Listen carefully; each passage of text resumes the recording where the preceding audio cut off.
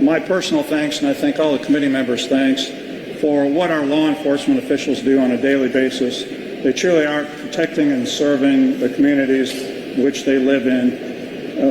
This legislation is aimed not only at protecting the public, but also in helping good officers do their job better and to screen out the few bad apples that might be out there. We feel, the committee feels, that the public needs to be able to trust law enforcement officers to do their job correctly, and at the same time, law enforcement officers need to be able to perform their job safely. So briefly, the first bill I want to talk about is House Bill 536.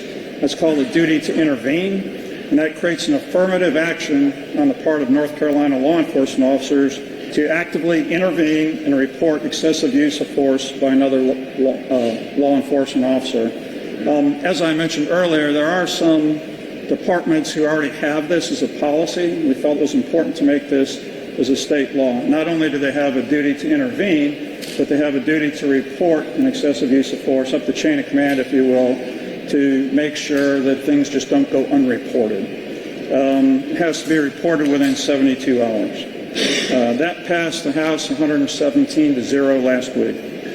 House Bill 547, the second one, this bill gets at those law enforcement officials who might have worked in another state, had some problems with where they were, and now they moved to North Carolina to seek employment here as a law enforcement officer. What this bill does, it mandates that both the Criminal Justice Education and Training Standards Commission and the Sheriff's Education and Training Standards Commission use the National Decertification Index to check when an officer, a new hire in North Carolina, comes up for certification. So it's a mandatory use of that, and that way they'll know if an officer in another state had an issue, they can clearly not certify them or do further investigation or whatever the commissions deem appropriate. That also passed 117-0. And the last bill that's passed, well, not the last one, because Kristen Baker's going to talk about hers. The third bill I'm going to talk about was House Bill 548. And that also passed 117-0 last week. Many of the people here in attendance, particularly the district attorneys and the law enforcement officers, know what a giglio letter is. But not being a lawyer myself or in the law enforcement business, it took me a little while to figure out what this is. And what this is, a giglio letter is that if a law enforcement officer lies under oath in a court, the judge or the district attorney can issue a letter to that officer saying, you're untrustworthy, you cannot testify in my court again. Under current law, there's no database of those, and we don't really know how many are issued. I think the feeling from talking with law enforcement and DAs that there's not very many of those issued. But once again, this is kind of an error-trapping bill for the one or two that might be issued, how many ever there are, we'll find out who they are.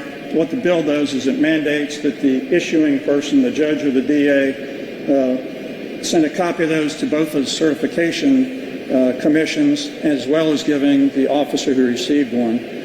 The officer also has a duty to report it to the commission. So we have it coming from two directions, and the whole purpose of that is to screen out those one or two bad apples who we can't trust to testify under oath, because we just can't have that going on in our state.